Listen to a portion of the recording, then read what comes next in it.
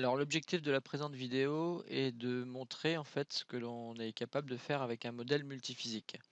Le modèle multiphysique que je vais vous présenter après est inspiré en fait d'un travail dirigé qui a été fait sur des élèves de STI 2D ou Bac S option sciences de l'ingénieur.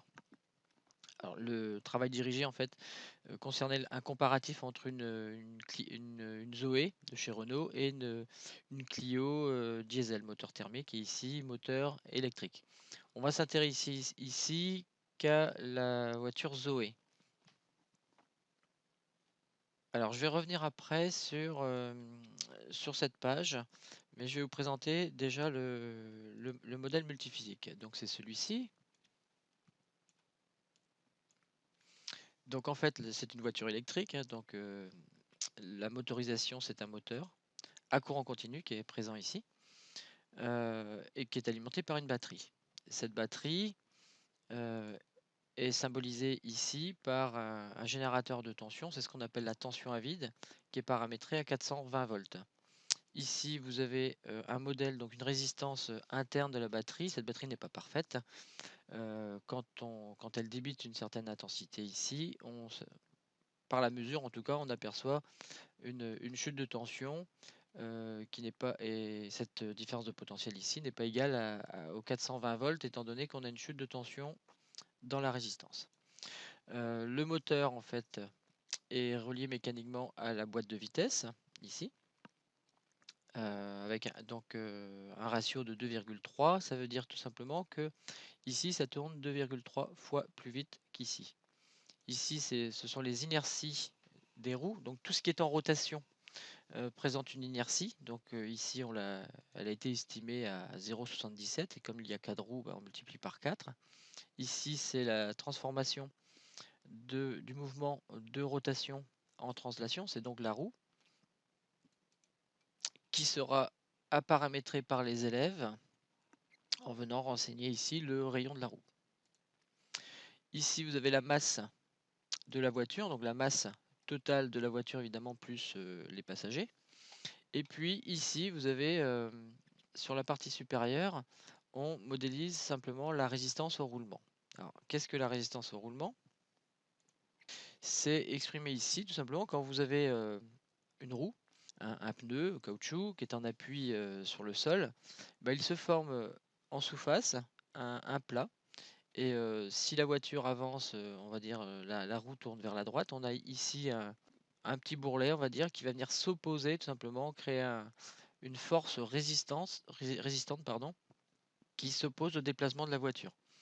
Alors en fait, on la retrouve ici un petit peu, cette résistance au roulement. Elle est caractérisée par un coefficient CRR qui est de 6 kg par tonne pour la voiture Zoé, multiplié par G et multiplié par M. Donc ce produit, MGCRR, c'est la résistance au roulement. Donc c'est une force multipliée par une vitesse. Ça me donne bien une puissance en vertu de la formule qui lie la puissance à la force et à la vitesse, P égale F fois V.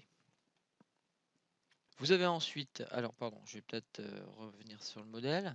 Donc en fait, ici, tout est à paramétrer. Le CRR, la masse de la voiture ici, l'accélération de pesanteur, et tout le reste est fait sinon ici. Petit détail, ici dans le gain, vous avez un -1 qui est nécessaire étant donné que cette force-ci s'oppose au déplacement de la voiture. Maintenant, je vais expliquer un petit peu la traînée aérodynamique. Donc la traînée aérodynamique, on la retrouve ici. 1/2 de ρ V carré, alors le V cube, je vais y revenir après, mais la définition de la traînée aérodynamique qui est une force en newton, c'est 1/2 de ρ V carré S fois CX. Alors pourquoi V cube? Tout simplement parce que la traînée étant une force en newton, si je le multiplie par V, ça me donne une puissance qu'on a bien ici. Donc on obtient bien le V cube qui est là.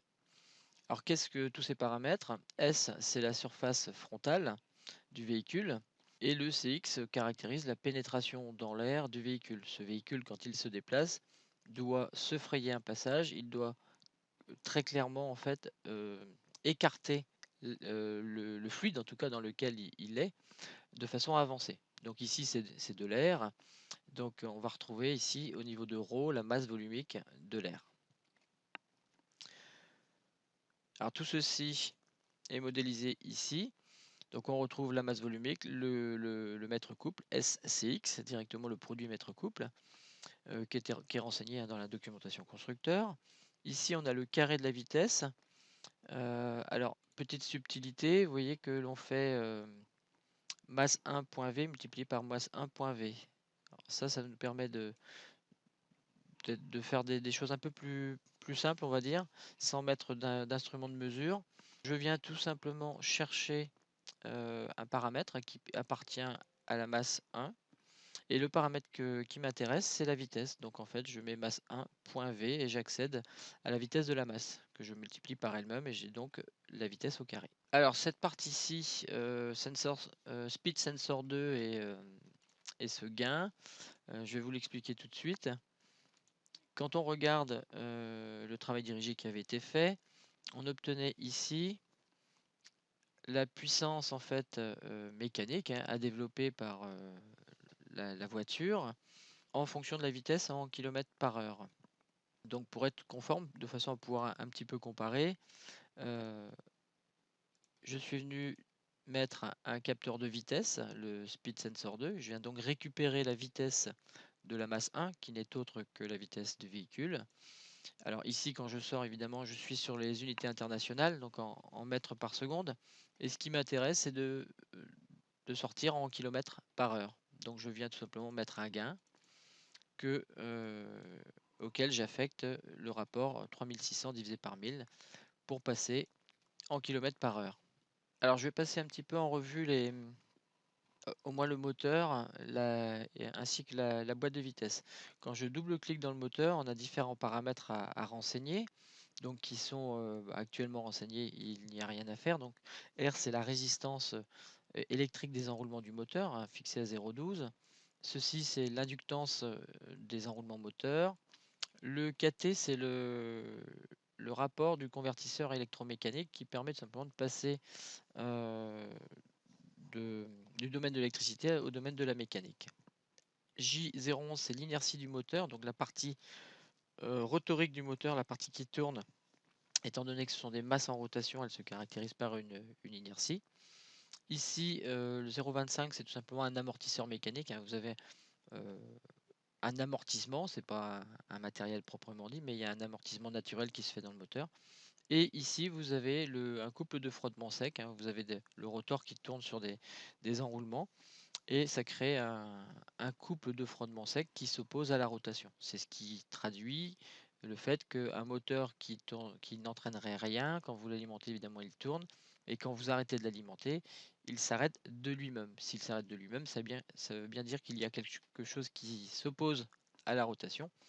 C'est entre autres ce couple de frottement constant. La boîte de vitesse. Alors la boîte de vitesse, petit détail, en général aux élèves, quand on apprend à calculer un ratio sur une boîte de vitesse ou un réducteur de vitesse, on dit toujours que c'est la grandeur sortante sur la grandeur entrante. En tout cas, la vitesse de sortie sur la vitesse d'entrée. On pourrait faire l'angle de sortie sur l'angle d'entrée, c'est pareil. Alors ici, attention, petite subtilité, quand on prend le temps de lire, en fait, on fait le rapport d'un angle, de l'angle en particulier de la bride A, divisé par l'angle de la bride B.